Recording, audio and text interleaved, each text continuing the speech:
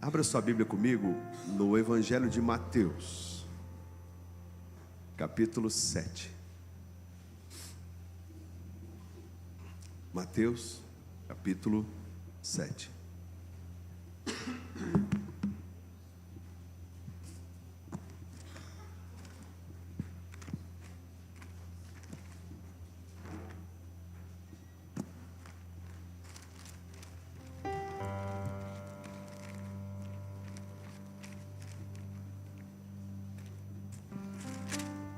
No domingo passado, levanta a mão quem estava no domingo passado, levanta a mão.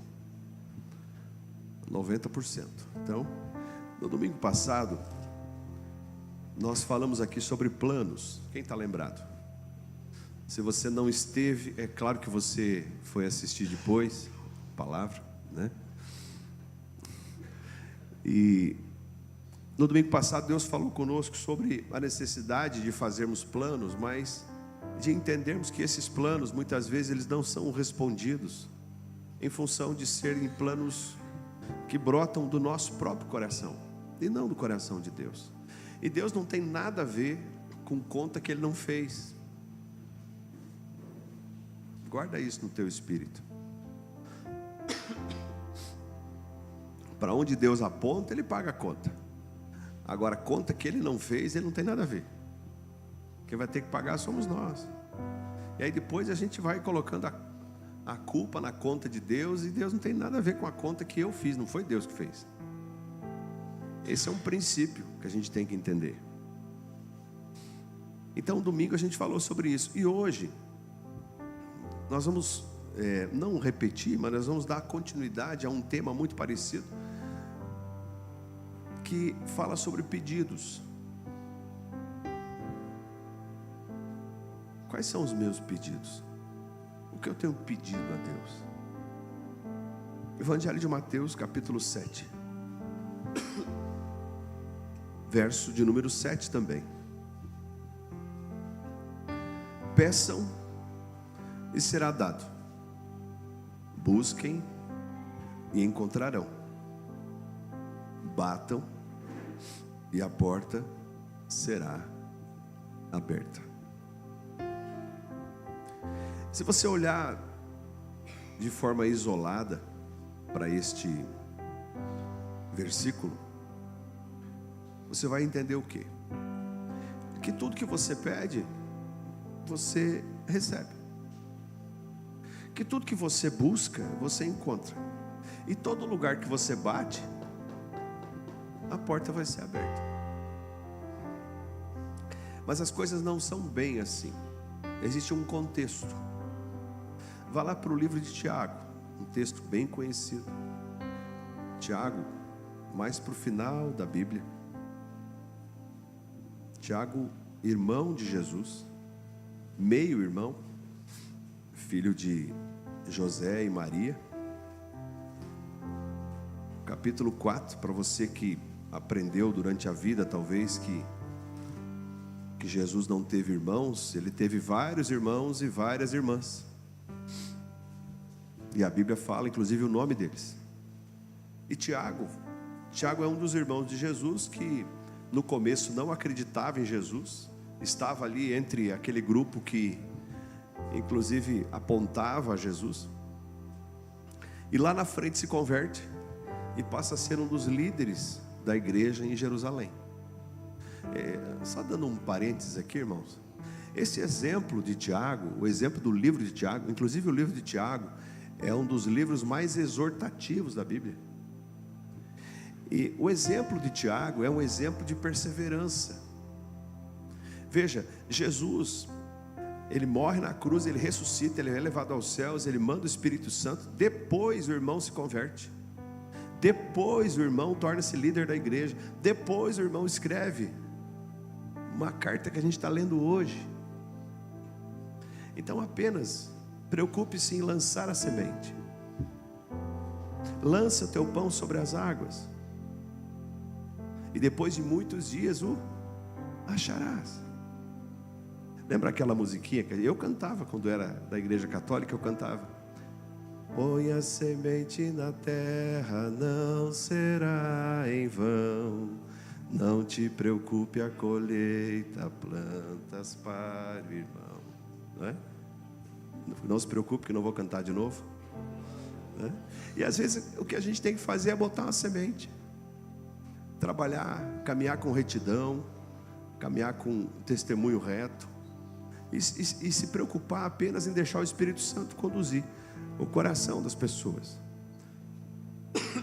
Então Tiago escreve no capítulo 4, verso 1, verso 1, 2 e 3. Capítulo 4,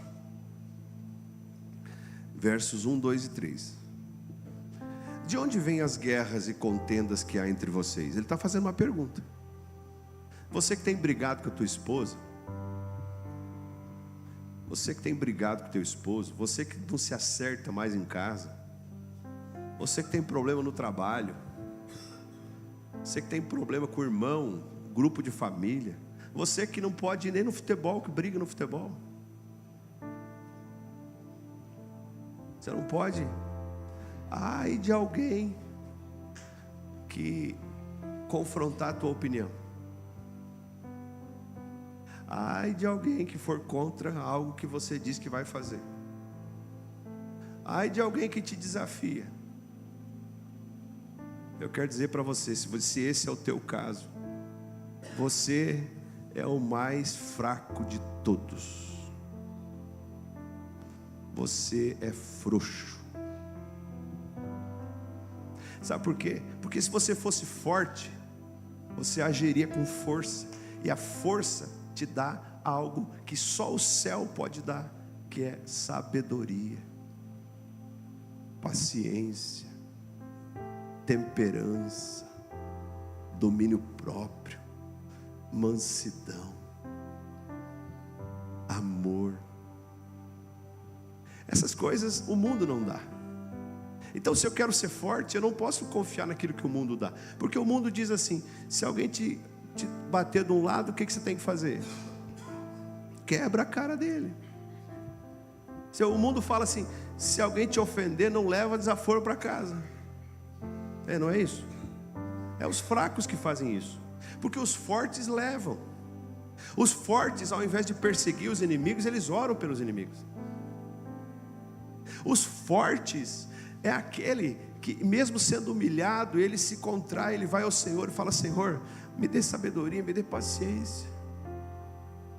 Esses são os fortes. O fraco é aquele que explode. O fraco é aquele que sempre quer ter razão. Esse é frouxo. Mas o forte é o que não coloca as suas atitudes na sua razão. É o que não coloca as suas atitudes na força do seu braço, na sua inteligência. Esse é forte. Então, se você tem agido de maneira inversa, hoje veio aqui e ouviu o pastor falar, não tente brigar comigo, porque eu não vou brigar com você. Entenda que você precisa ser forte, porque o reino dos céus, ele não é tomado senão por força. E esta força, ela não vem daqui, ela vem de lá. O próprio Jesus diz: permaneçam em Jerusalém, até que do alto sejam revestidos de poder, de força. Então, sem esta força que nos reveste, a gente acha que está forte, mas na verdade está fraco. A gente acha que é poderoso, mas na verdade é muito fraco. Pastor, mas eu vou ter que me humilhar. Sabe por que você vai ter que se humilhar? Mateus capítulo 5, Jesus diz: porque os humilhados serão exaltados. E quem é mais forte? Aquele que é humilhado ou aquele que é exaltado? O exaltado. Mas antes eu preciso semear. E a semeadura pode ser um pouco amarga. A semeadura pode ser o Evandro olhar para a Vanessa e falar: me perdoa. Ou a Vanessa olhar para o Evandro e falar: me perdoa. Vamos ter uma noite de reconciliação. A gente dá uns empurrãozinhos aqui. Foi assim que a gente combinou, Evandro? Foi. Então, a pergunta de Tiago 4:1 diz assim: de onde vêm as guerras e contendas que há entre vocês? Não vem das paixões que guerreiam aonde? Aonde? Então quer dizer que, peraí, vamos com partes.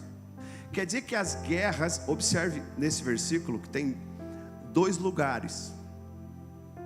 Primeiro, a primeira parte, Tiago está dizendo: de onde vêm as guerras e contendas que há entre vocês? Está falando de quê? De guerra entre as pessoas. Guerra entre o João, o Paulo, o Pedro. Guerra entre o Luciano, o Adriano, o Luan. Está dizendo que existem guerras entre as pessoas. E aí ele responde: de onde vêm essas guerras? E aí você pode olhar uma guerra que você tem dentro de casa. Vou repetir: uma guerra talvez com o teu cônjuge. De onde vem? Aí ele responde: senão de quê?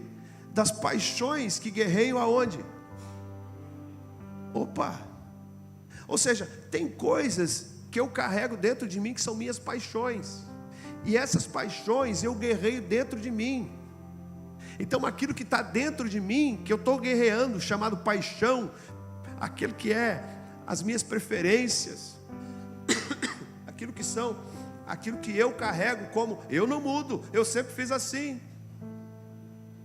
Eu não estou dizendo de convicção, eu estou falando de teimosia. Estou falando de coisa que você fala: eu aprendi assim, eu sempre fiz assim, eu vou morrer assim. Cada um de nós, mesmo sem querer, um dia já falou isso. Então a gente tem aquilo que é paixão dentro de nós, aquilo que é preferência. Então eu fico guerreando com as minhas paixões. E de repente, quando essas minhas paixões elas são confrontadas por alguém que está fora, o que acontece? Fight. É briga. É guerra. E aí ele continua dizendo assim: vocês cobiçam coisas, mas não as têm. Matam e invejam, mas não conseguem obter o que desejam. Vocês vivem a lutar e fazer guerras. Não têm, porque não pedem. E quando pedem, não recebem, pois pedem por motivos errados, para gastar com seus prazeres. Vou repetir o verso 3. Quando pedem, não recebem, pois pedem por motivos errados. E esses motivos errados nascem aonde? Verso 1: das minhas paixões. Pegou isso no teu espírito? Bota de novo o verso 1, Marcelo. Verso 1 diz: não vem das paixões que guerreiam dentro de vocês?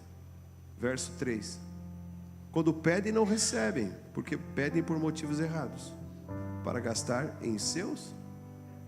Eu poderia substituir essa palavra prazeres em suas paixões.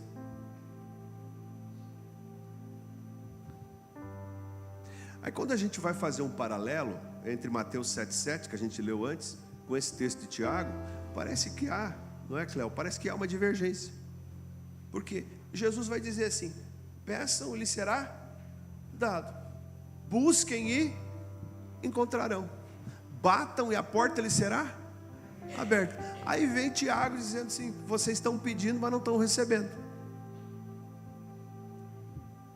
Por quê? Porque estão pedindo por motivação errada. A motivação que leva vocês a pedirem algo não é a motivação daquilo que o Espírito deveria conduzir, não é a motivação daquilo que o Espírito Santo deveria os convencer, mas é a motivação pessoal. E essa motivação pessoal, ela se ancora, ela se baseia nas minhas paixões, naquilo que eu quero, naquilo que eu acho. O apóstolo Paulo escreve a Gálatas capítulo 2. Ele diz assim: não sou mais eu quem vivo, mas Cristo vive em mim. Depois, mais tarde, ele escreve dizendo assim: o bem que eu quero eu não faço, mas o mal que eu não quero, esse está sempre diante de mim. Então vamos botar isso tudo num contexto. Jesus disse: você tem que pedir, porque se você não pedir, você não vai receber. Você tem que bater, porque se não bater, a porta não vai ser aberta. Você tem que buscar, porque se você não buscar, a porta não vai abrir. Tiago diz: você pede e não recebe. O apóstolo Paulo, na verdade, responde tudo isso. Ele diz: não sou mais eu quem vivo, mas Cristo vive em mim. Ele diz: e tem coisas que eu não queria mais estar fazendo, mas eu ainda estou fazendo. Tem coisas que eu já prometi que ia parar de fazer faz muito tempo. Talvez isso faz parte da tua vida. Tem palavra que você já falou que não ia mais falar, e talvez hoje você falou. Tem atitude que você já várias vezes: Senhor, foi a última vez, eu não quero mais fazer isso, e de repente faz de novo.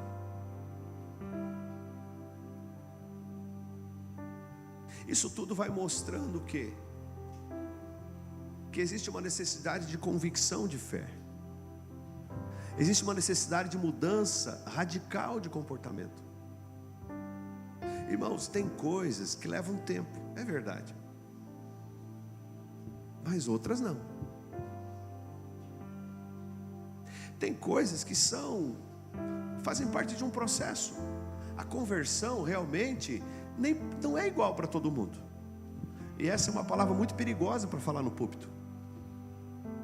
É muito perigosa porque aquele que está moroso, aquele que parece uma lesma na conversão, ele está que nem uma tartaruga.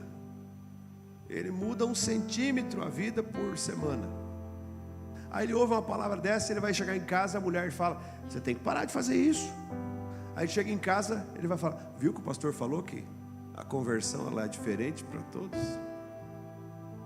Então não se baseie nisso para justificar a morosidade da tua conversão.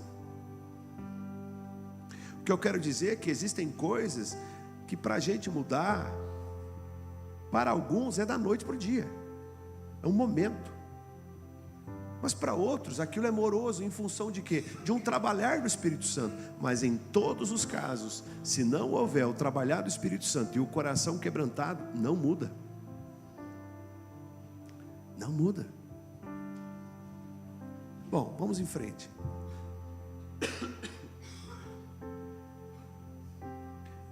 Um último texto. Primeiro livro de Reis.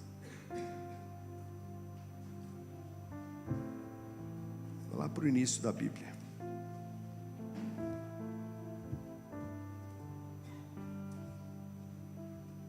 Primeiro livro de Reis, capítulo 3.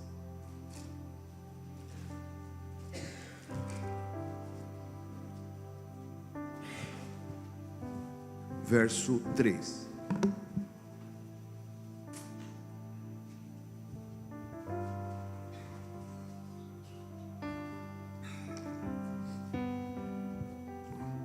Primeiro Reis 3. Nós vamos ler até o 15. Salomão amava o Senhor, o que demonstrava andando de acordo com os decretos do seu pai Davi, mas oferecia sacrifício e queimava incenso nos lugares altos.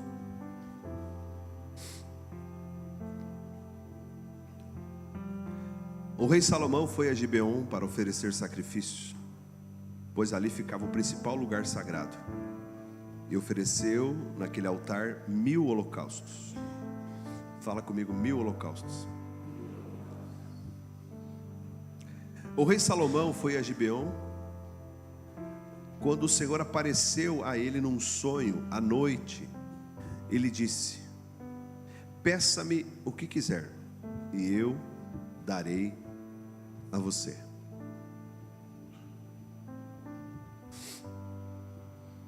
Antes da gente ler o 6, medite nisso. O Senhor aparece a Salomão à noite num sonho, naquele lugar onde ele havia oferecido 1000 holocaustos, e faz uma proposta: Salomão, eu estou aqui, me pede qualquer coisa, me pede o que você quiser, e eu darei a você.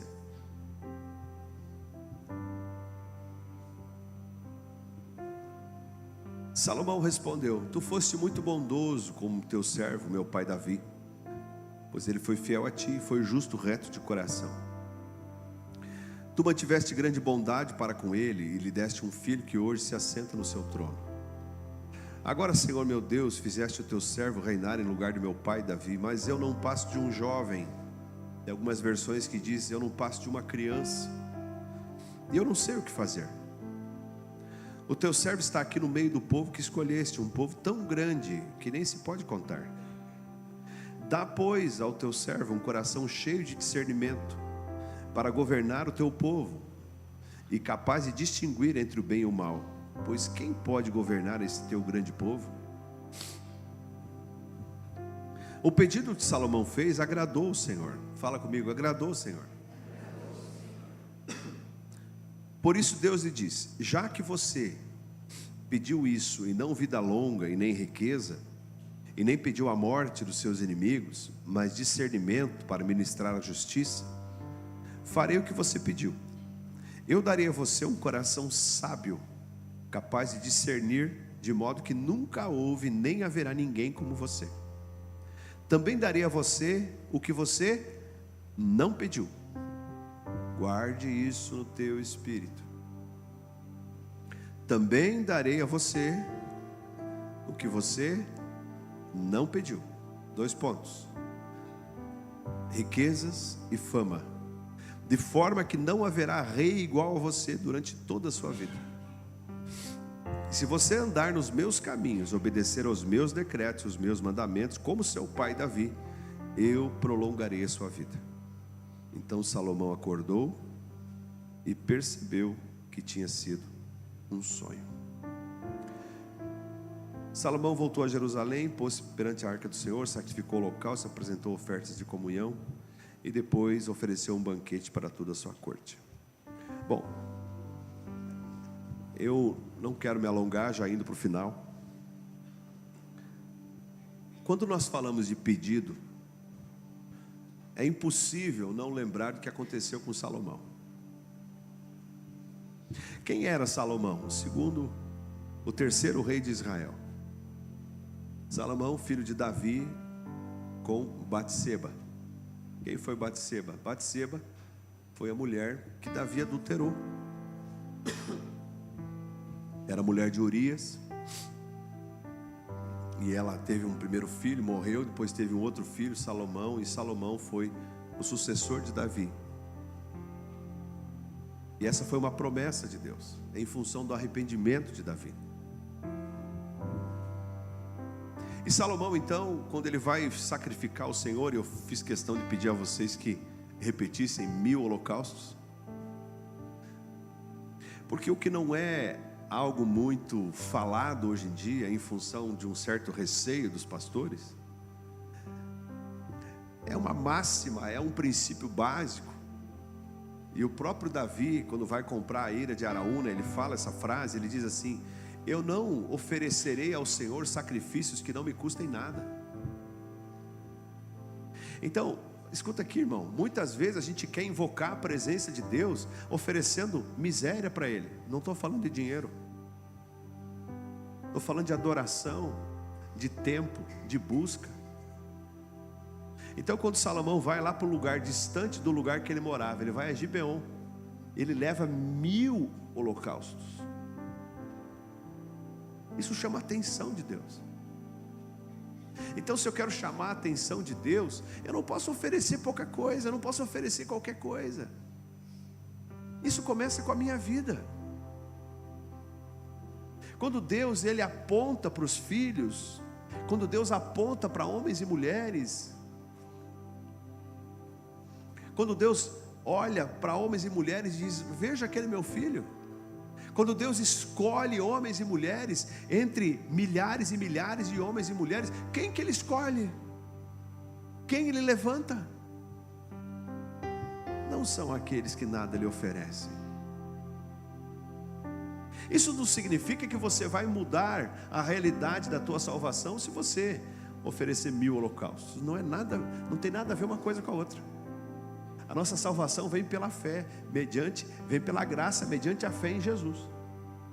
E a cruz, ela foi suficiente. Suficiente. Mas Salomão então está lá e Deus aparece para ele e fala: me pede o que você quiser. E ao invés de pedir fama, dinheiro, morte dos inimigos, o que ele pediu? Sabedoria, discernimento, capacidade de governo. E depois o que ele ganhou? Além disso que ele pediu, ele ganha aquilo que ele não pediu. Isso aqui que eu aprendo aqui, irmãos. A nossa vida, toda ela é formada por coisas primárias e secundárias. O que são coisas primárias? Coisas primárias, elas nos dão a entender que são coisas em que a nossa vida vai estar alicerçada. Verdade é uma coisa primária. Sabedoria é uma coisa primária.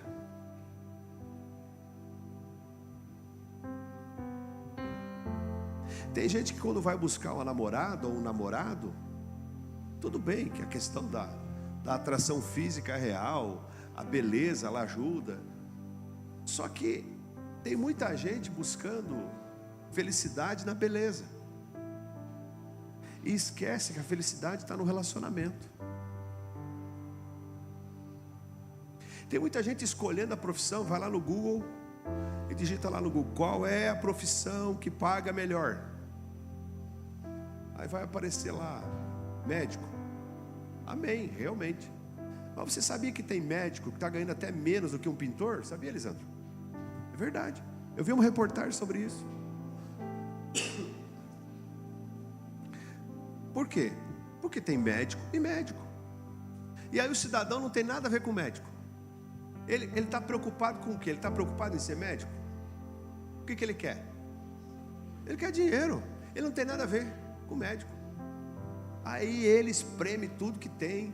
Ele vende até a alma. Ele consegue dinheiro. Ele vai para a faculdade de medicina. Ele se forma em medicina. Mas lá no coração dele ele não quer ser médico. Ele quer ganhar dinheiro sendo médico. Aí ele vai exercer a profissão. Ele é um péssimo médico. Ele buscou coisas secundárias antes das primárias. Aí ele está indo para casa frustrado, ele encontra um gari. O gari, ele tem no seu coração a atitude de servir. Ele ganha lá R$2.000 por mês. E aí o gari passa assoviando, cantando, alegria. Oi doutor, tudo bem? O cara vai lá, se enforca. Ele vai lá, se suicida. Por quê? Porque ele colocou as coisas secundárias na frente das primárias. Essa é a verdade. Tem gente trocando convivência, tempo de qualidade, por projeto financeiro.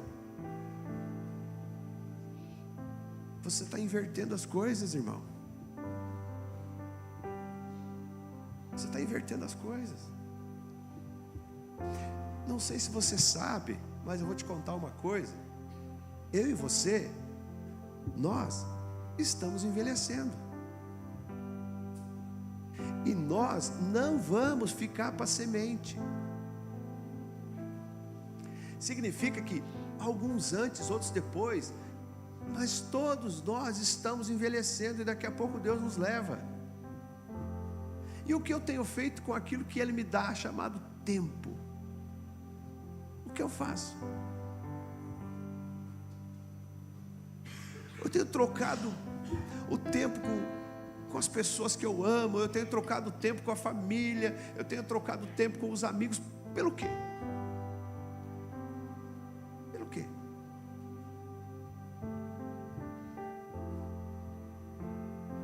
Nós não podemos pedir coisas secundárias. Deus vai olhar e vai falar assim: pedis e não recebeis.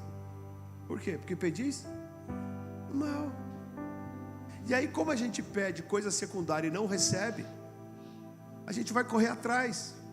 A gente vai correr atrás baseado em quê? Baseado numa paixão. As paixões que estão aonde?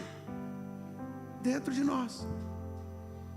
E aí, em busca disso que eu não recebo quando eu peço a Deus, eu vou querer ganhar com a minha força, com o meu pulso. Eu começo a arrumar briga entre as pessoas que convivem comigo. Aí começam as brigas. Aí tem irmão que não fala com o irmão, aí tem o outro que não fala com o outro, aí tem família destruída, aí tem casamento destruído. Aí você começa a colocar uma culpa no outro, outra culpa no outro, quando na verdade, se você vai botar tudo na peneira, tudo começa aonde? Com as paixões que habitam dentro de nós. Deus fez as coisas simples, mas o homem se meteu em muitos problemas, diz a palavra. A gente tem que voltar à essência. É uma música acho que do David Keelan, né? Quero ser como criança. Dá para achar aí? Essa música fala que eu quero voltar à essência e ser como criança. Porque só voltando à essência e sendo como criança, eu consigo entender as coisas primárias, as coisas básicas. Criança, Patrícia, não aprende a tomar Coca-Cola. Quem aprende é o pai, é a mãe. Aí o pai e a mãe aprendem a tomar Coca-Cola, e junto com o pai e a mãe que aprenderam a tomar Coca-Cola, quem que aprende também? A criança. A criança chega na escola, começa a falar palavrão. Aí a diretora chama, a coordenadora, a pedagoga chama o pai e a mãe: ó, o teu filho aí está xingando a professora, não respeita, está falando palavrão. Aí o pai, ao invés de olhar para dentro do próprio umbigo, ele vai lá na escola e começa a xingar. Por aí, olha as companhias do meu filho, olha com quem que ele está na sala. Olha aí, tem os coleguinhas aí que tudo fica falando palavrão aí. Criança não aprende a falar palavrão na escola, ela repete na escola o que aprende em casa.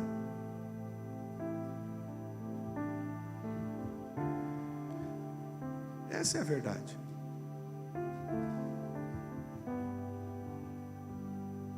Então Salomão, ele nos ensina. Não estou dizendo que ele foi perfeito, eu já vou terminar falando sobre quem ele foi. Mas ele nos dá, olha aqui para mim, essa palavra nos dá aquilo que o mundo não nos dá. A palavra de Deus nos dá alimento. O livro de Hebreus, no capítulo 8, vai dizer que a palavra é viva. Você não sente aí?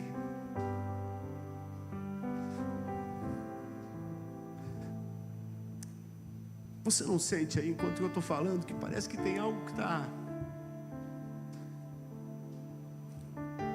Sim ou não?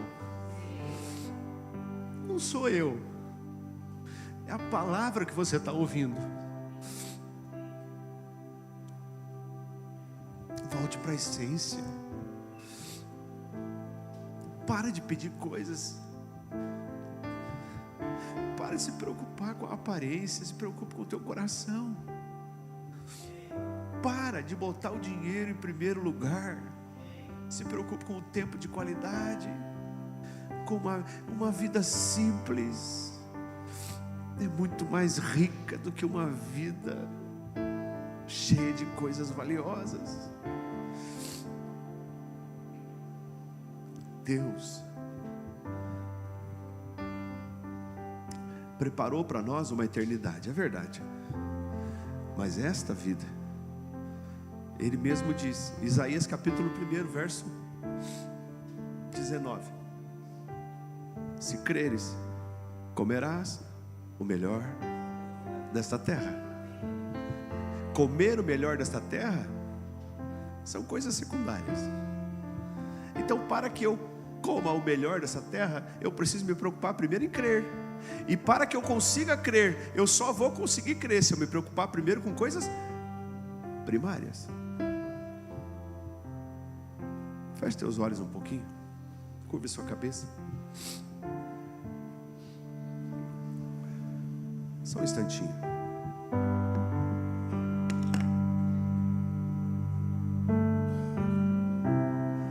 Quero ser como criança,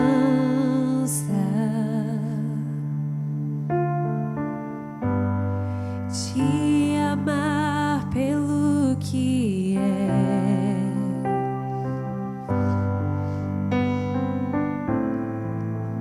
voltar à inocência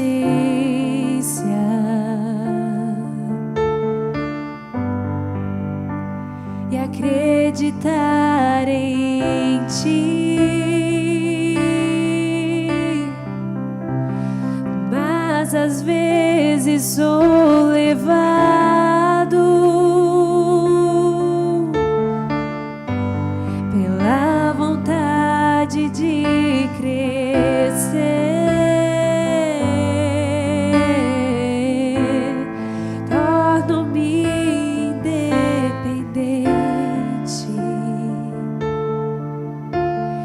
e deixo de simplesmente crer.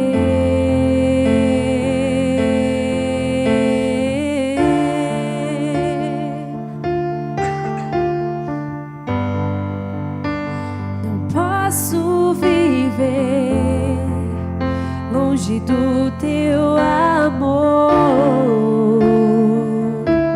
Senhor. Não posso viver longe do Teu afago, Senhor. Não posso viver longe do Teu abraço, Senhor. Amém.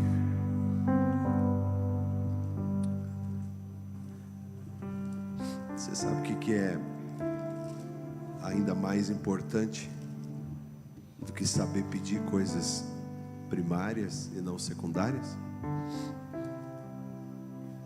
É você permanecer nesse caminho.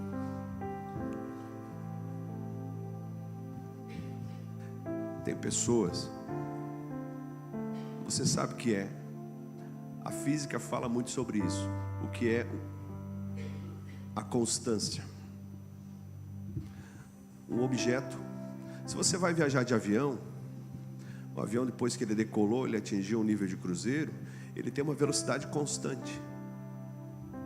Se você vai andar de carro com alguém, que coisa difícil você andar com alguém que acelera, solta, fica algo desconfortável. A vida espiritual também é assim. Se tem uma coisa difícil para Deus, é um crente, um cristão inconstante, assim, ó.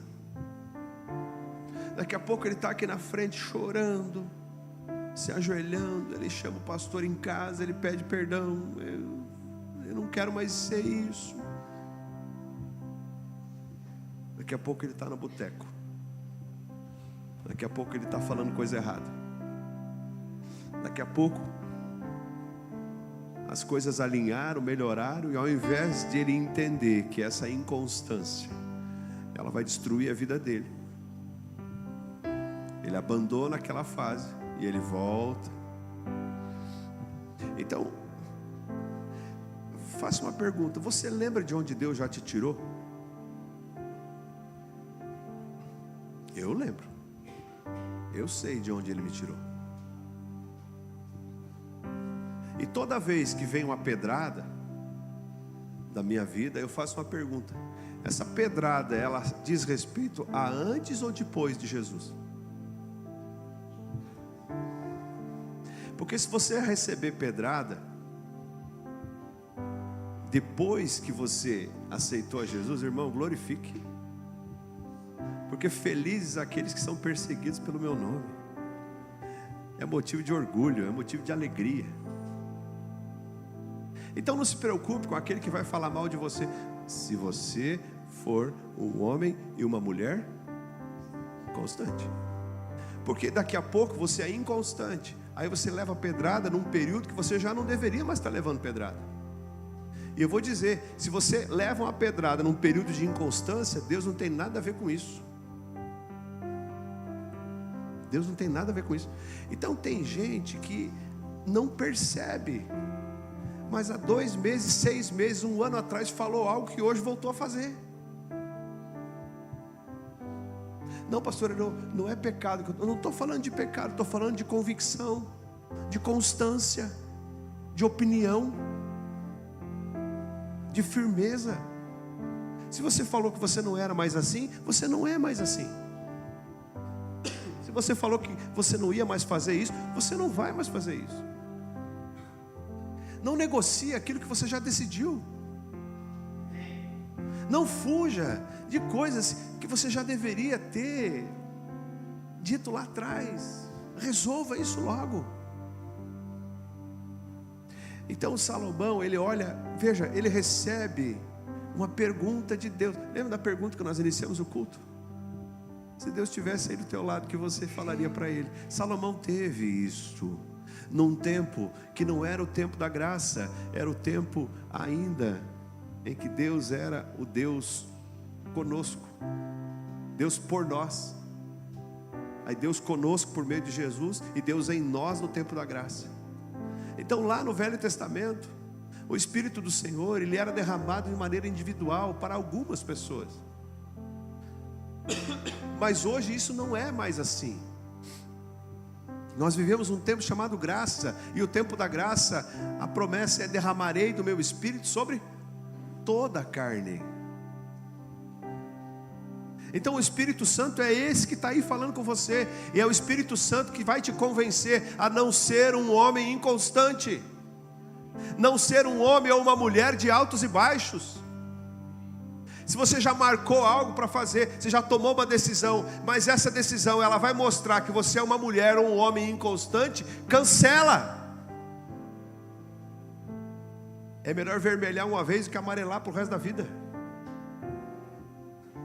Um homem que toma uma decisão baseada num princípio de Deus é um homem forte, e Deus vai honrar você. Então Salomão não foi esse homem constante. 1 Reis 11, não precisa abrir a tua Bíblia, eu vou ser bem breve. 1 Reis 11, verso 4. Olha só, 11, 4. À medida que Salomão foi envelhecendo, suas mulheres o induziram a voltar-se para outros deuses, e o seu coração já não era totalmente dedicado ao Senhor, o seu Deus, como for o coração do seu pai Davi. Alguém pode dizer assim: ah, mas viu ali? Viu quem que induziu ele? Foram as mulheres. Mulher só induz o homem a pecar se o homem for frouxo. Mulher ou homem só induz um ou outro a pecar se o outro estiver fraco. Porque se o outro está forte, a mulher ou a namorada ou sei lá quem for vai induzir o homem a pecar. O que o homem vai dizer? Eu sou um homem constante. Então na verdade o texto está dizendo que foram as mulheres que induziram. As mulheres induziram sim, mas encontraram em Salomão um homem inconstante, um homem que não primou pela constância dos princípios. O verso 5 diz: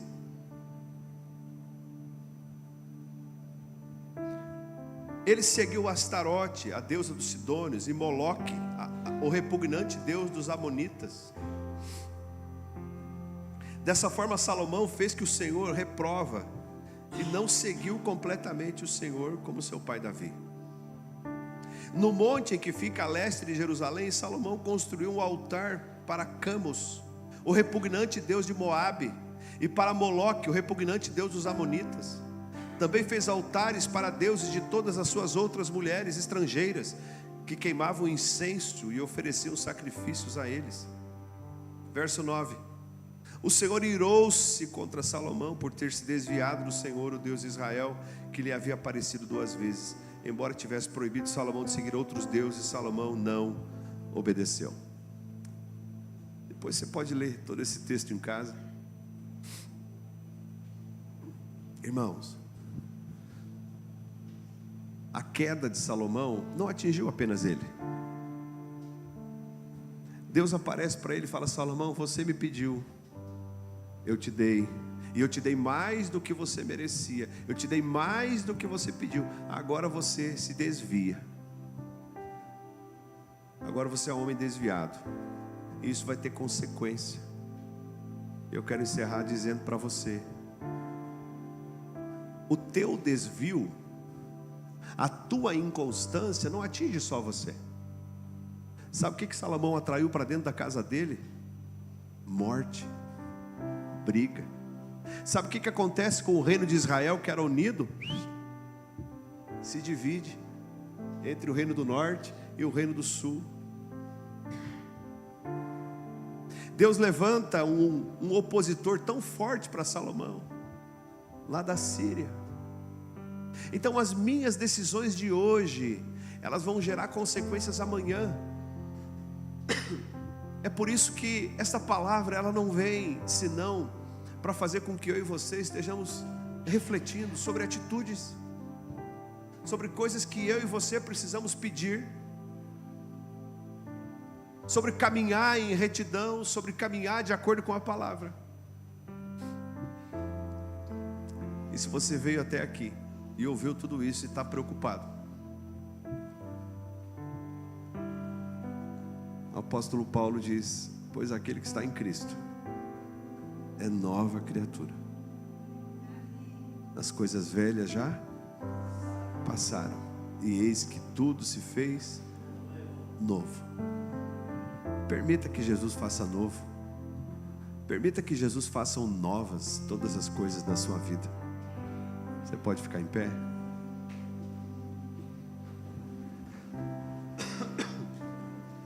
Aleluia. Quero orar com você.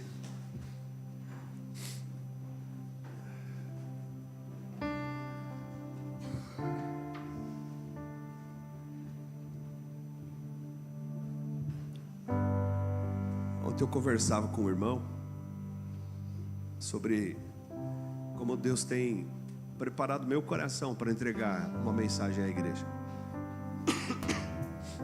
E aí eu contava para ele que até uns 2 anos atrás, ou menos até, eu orava durante a semana, e se eu chegasse na quinta-feira e eu não tivesse a palavra pronta, eu já ficava mal, e eu construía, e eu chegava no domingo e eu pregava. Até que um dia Deus tratou comigo e eu mudei. E eu quero te dar essa dica. Primeira coisa, tu não sabe o que falar, fica quieto. Boca fechada, não entra mosquito. E eu aprendi justamente desse jargão popular, a ficar quieto. Então o que eu faço? Eu durante a semana, ou a partir de hoje à noite, eu já começo a orar: Senhor, domingo tem culto. O culto vai ser de ordenação dos diáconos, vai ser um culto de apresentação de líderes de ministério. Prepara o meu coração para aquilo que o Senhor quer transmitir à igreja. E Ele tem trabalhado comigo em confiança, em paciência. E essa palavra Ele me deu hoje à tarde. E era isso que eu tinha que falar. Era isso que eu tinha que falar. Seja um homem e uma mulher constante. Fuja da inconstância. Se você vai buscar o Senhor, não peça coisas que o mundo pode dar. Aí fica mais fácil. Tu vai lá, trabalha e compra. Busque ao Senhor e peça coisas que o mundo não pode te dar. Porque aquele homem, Gerton, que encontrou um tesouro escondido no campo, ele foi e vendeu tudo que tinha. Tudo. E depois que ele vendeu tudo que tinha, ele foi lá e comprou o campo. E quando ele comprou o campo, ele esteve realizado. O que Deus quer nos dar, o ladrão não rouba, a traça não rói, a ferrugem não corrói. Os meus tesouros, eles não podem estar armazenados aqui. Aí sim, nós faremos jus a Mateus 7,7. Pedis e dar-se-vos-á. Busquem e encontrarão. Batam e a porta lhes será aberta. Enquanto o ministério vai cantar, vem aqui na frente, vamos orar juntos. Sai do teu lugar. Vamos terminar orando aqui na frente. Em nome de Jesus. Quero ser como criança, te amar pelo que é, voltar à inocência,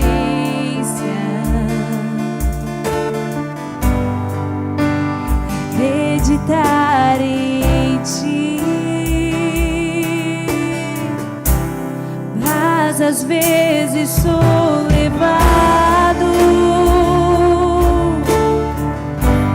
pela vontade de crescer, torno-me independente e deixo de simplesmente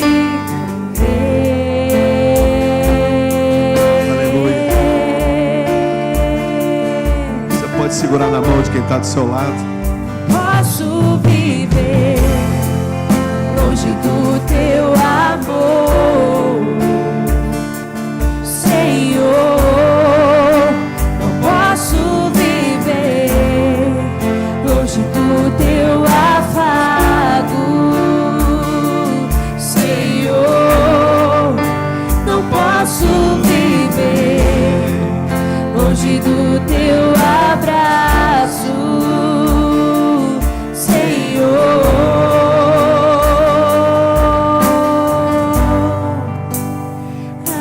Abraça-me,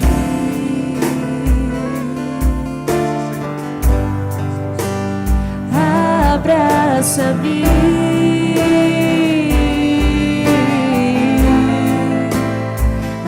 abraça-me.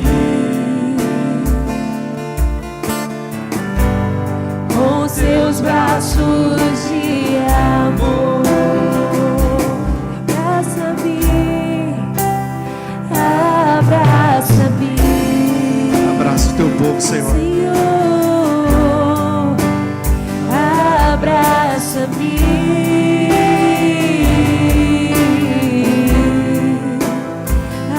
abraça-me. Seus braços de amor, quero ser como criança, te amar pelo que é, voltar à inocência,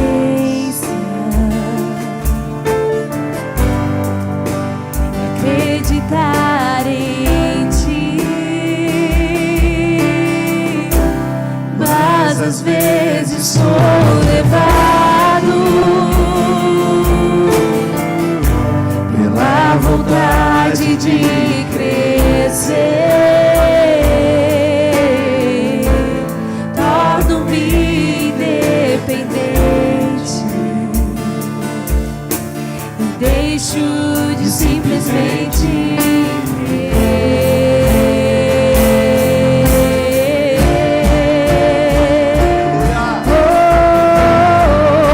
não posso viver longe do teu amor,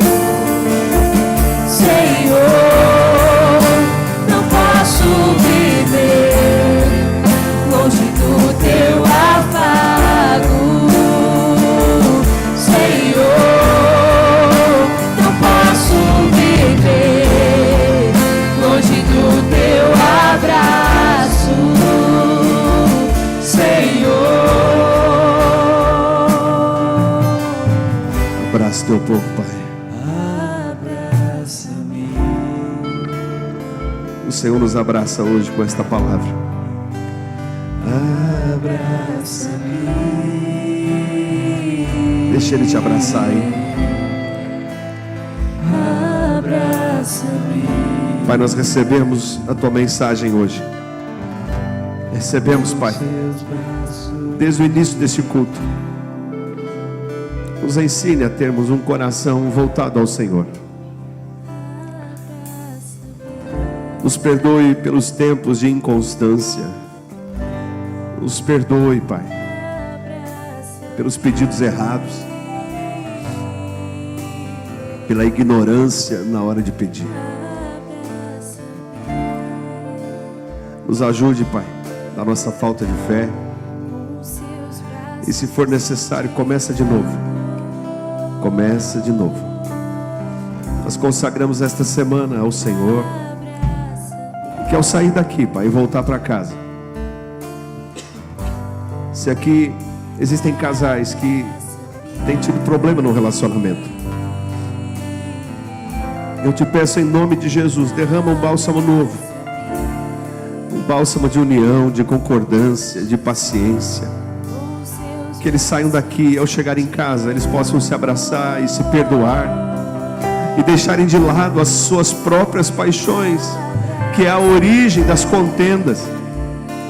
E a partir de agora, eles juntos em casa, no lar, com os filhos, possam olhar para o Senhor e pedir coisas que não são ligadas às suas próprias paixões, aos próprios prazeres, mas coisas primárias, coisas estruturais, coisas ligadas aos princípios de Deus.